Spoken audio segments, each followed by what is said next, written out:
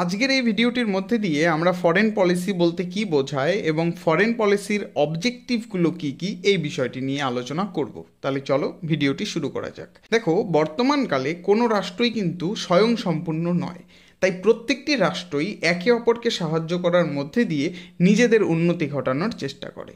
আর এই বর্তমানকালে মানুষের চাহিদা কিন্তু দিন দিন বেড়েই চলেছে, আর সেই চাহিদা একা সম্পূর্ণভাবে পূরণ করা কোনো রাষ্ট্রের পক্ষেই কিন্তু সম্ভব নয়। যেমন বর্তমানকালে কিন্তু পেট্রোল, ডিজেল এই সব জিনিসের চাহিদা কিন্তু দিন দিন বেড়েই চলেছে। এবার এগুলো তো প্রাকৃতিক সম্পদ, প্রত্যেকটি দেশের কাছে তো আর সেই সম্পদের ভাণ্ডার নেই। এবার যাদের কাছে এই প্রাকৃতিক সম্পদের ভাণ্ডার রয়েছে তারা সেইগুলোকে রপ্তানি করার মধ্যে দিয়ে এবং তাদের কাছে যেই জিনিসগুলো নেই সেইগুলো অন্য দেশের কাছ থেকে আমদানি করার মধ্যে দিয়েই কিন্তু নিজেদের উন্নতি ঘটানোর চেষ্টা করে এবং নিজেদের চাহিদা মেটানোর চেষ্টা করে। সহজ কথায় যদি বলতে যাই, এই যে দুজনেরই পারস্পরিক স্বার্থসিদ্ধি হলো, এটাই পররাষ্ট্রনীতি। মানুষ যেমন সমাজবদ্ধ জীব, মানুষ যেমন সমাজে বসবাস করে, সমাজে যেমন মানুষ তার পারিপার্শ্বিক যেই মানুষজনরা রয়েছে, যেসব পরিবার রয়েছে তাদের সাথে যেমন সম্পর্ক তৈরি করার চেষ্টা করে, ঠিক একই রকমভাবে রাষ্ট্রও কিন্তু তার আশেপাশের যেই নেইবারিং কান্ট্রিজ তাদের সাথেও কিন্তু সম্পর্ক তৈরি করে এবং দূরবর্তী যেই রাষ্ট্রগুলো, শক্তিশালী রাষ্ট্রগুলো, তাদের সাথেও কিন্তু প্রত্যেকটি রাষ্ট্রে সম্পর্ক তৈরি করার চেষ্টা করে থাকে। আসলে এই সম্পর্ক তৈরি করার লক্ষ্যই হলো নিজের অস্তিত্বকে টিকিয়ে রাখা এবং নিজের চাহিদাগুলোকে পূরণ করা। এবার এই অন্য রাষ্ট্রের সাথে যে সম্পর্ক স্থাপন করতে চাইলো প্রত্যেকটি দেশ, এটা কি এমনি এমনি চায়? না, কোনোটাই কিন্তু এমনি এমনি হয় না। এই যে স্বার্থ সিদ্ধি করার জন্য একটা সম্পর্ক স্থাপন করা হলো, এই সম্পর্ক স্থাপন করার মধ্যে দিয়ে প্রত্যেকটি রাষ্ট্রই তার যে জাতীয় স্বার্থ সেটাকে অর্জন করতে চায় এবং সেটাকে সংরক্ষণ করতে চায়। আর এই প্রক্রিয়াকেই বলা হয় ফরেন পলিসি। এই ফরেন পলিসি বা বিদেশ নীতি কিন্তু পরিবর্তনশীল, এটি সময়ের সাথে সাথে এবং সরকার পরিবর্তনের সাথে সাথে কিন্তু পরিবর্তিত হতে দেখা যায়। যদি তোমরা 1947 সালের পরবর্তী সময়ে ভারত এবং আমেরিকার সম্পর্ক যদি লক্ষ্য করো, দেখবে ভারত এবং আমেরিকার সেই সময় ভালো সম্পর্ক ছিল না, কিন্তু ওই একই সময় পাকিস্তানের সাথে আমেরিকার কিন্তু খুব মধুর সম্পর্ক ছিল। আজকের যুগে দাঁড়িয়ে যদি তোমরা দেখো, দেখবে যে ভারতের সাথে আমেরিকার যতটা সুন্দর এবং মধুর সম্পর্ক, পাকিস্তানের কিন্তু সেই রকম আমেরিকার সাথে সম্পর্ক নেই।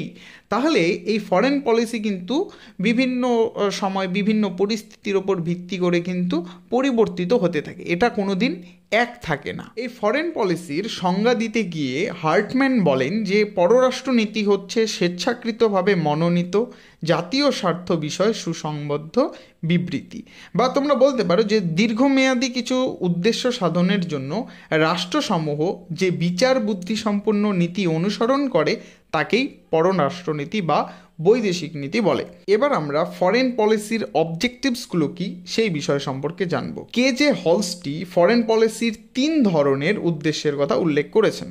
প্রথমত হলো কোর ভ্যালুস। এই কোর ভ্যালুস বা মুখ্য মূল্যবোধ বলতে বোঝানো হয় যে কোনো রাষ্ট্রের যে সকল মূল উদ্দেশ্য বা মুখ্য উদ্দেশ্য থাকে সেইগুলো। যেমন হতে পারে কোনো রাষ্ট্রের আত্মরক্ষা ও নিরাপত্তাজনিত বিষয়গুলো সুনিশ্চিত করা, রাষ্ট্রের স্বাধীনতা এবং সার্বভৌমিকতাকে রক্ষা করা এবং সেটাকে টিকিয়ে রাখা, জনগণের মধ্যে যাতে বর্ণগত, ধর্মগত, জাতিগতভাবে ঐক্য বজায় থাকে সেই বিষয়গুলো। এছাড়া অর্থনৈতিক উন্নয়ন ঘটানো এবং নিজের সমৃদ্ধি ঘটানো প্রত্যেকটি দেশের কোর ভ্যালুজের মধ্যে কিন্তু পড়ে। দ্বিতীয়ত হলো মিডিল রেঞ্জ গোলস। হলস্টি এই মিডিল রেঞ্জ গোলসকে আবার 3টি ভাগে ভাগ করেছেন। প্রথমত হলো প্রত্যেকটি রাষ্ট্রই চায় যে আন্তর্জাতিক বাণিজ্যের প্রসার ঘটানো এবং বিদেশের বাজারে প্রবেশের চেষ্টা করা, কারণ এই একমাত্র রাস্তা যার মাধ্যমে প্রত্যেকটি দেশ কিন্তু তার অর্থনৈতিক উন্নয়ন ঘটাতে পারবে। কারণ বিদেশের মার্কেটে যতক্ষণ সে না পৌঁছবে ততক্ষণ কিন্তু সে বড় মার্কেট পাবে না, এবং বড় মার্কেট যতক্ষণ না পাবে ততক্ষণ কিন্তু তার অর্থনৈতিক উন্নয়ন কোনোদিন ঘটানো সম্ভব হবে না। দ্বিতীয়ত হলো সামরিক শক্তি বৃদ্ধি করা এবং আন্তর্জাতিক ক্ষেত্রে রাষ্ট্রের মর্যাদা বৃদ্ধি করা। প্রত্যেকটি রাষ্ট্র তার সুরক্ষার একমাত্র চাবিকাঠি কিন্তু হলো সামরিক শক্তিকে বৃদ্ধি করা। কারণ কোনো রাষ্ট্রের যদি সামরিক শক্তি দুর্বল হয় তাহলে কিন্তু অন্যান্য রাষ্ট্র বা তার শত্রু রাষ্ট্র কিন্তু তাকে দেখে ভয় পাবে না, আর এটা কিন্তু সেই রাষ্ট্র রাষ্ট্রের নিরাপত্তার জন্য খুবই একটা ভয়ঙ্কর বিষয়। প্রত্যেকটি মানুষ যেমন তার মর্যাদা বাড়ানোর চেষ্টা করে, ঠিক আন্তর্জাতিক ক্ষেত্রে প্রত্যেকটি রাষ্ট্রও কিন্তু তাদের মর্যাদা বাড়ানোর চেষ্টা করে। তৃতীয়ত হলো ঔপনিবেশ বা প্রভাবাধীন অঞ্চল স্থাপন করে সাম্রাজ্যবাদী প্রভাব বিস্তার করা। কারণ এই সাম্রাজ্যবাদী প্রভাব বিস্তার করার মধ্যে দিয়েই কিন্তু অন্য রাষ্ট্র তার ক্ষমতা দেখাতে পারে। 3 নম্বর যেটা, সেটা হলো লং রেঞ্জ গোল। এই লং রেঞ্জ গোলের মধ্যে সাধারণত বিশ্ব শান্তি প্রতিষ্ঠা করা এবং পরিবেশ সম্পর্কিত যে সকল চ্যালেঞ্জের আমরা সম্মুখীন হতে চলেছি ভবিষ্যতে, সেই সমস্যাগুলোকে মোকাবিলা করা। তো এই ছিল আজকের ছোট্ট একটি ভিডিও। যদি তোমাদের ভালো লাগে ভিডিওটি, অবশ্যই ভিডিওটিতে একটি লাইক, কমেন্ট এবং চ্যানেলটিকে সাবস্ক্রাইব করে দিও। Thanks for watching and listening.